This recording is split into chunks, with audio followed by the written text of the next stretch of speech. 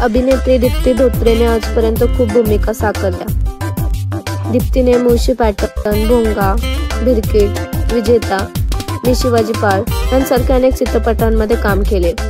तर आता दीप्तीचा लवकरच एक नवा चित्रपट प्रेक्षकांच्या भेटीला येणार आहे। या चित्रपटाचे नाव असुरवन असं आहे।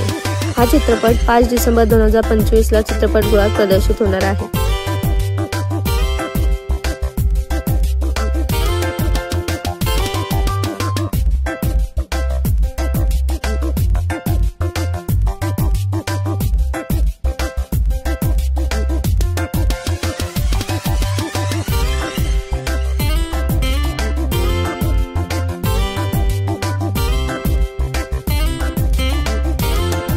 तुम्हाला दीप्तीचा हा नवा चित्रपट पाहायला आवडेल का? ते आम्हाला कमेंटमध्ये नक्की सांगा।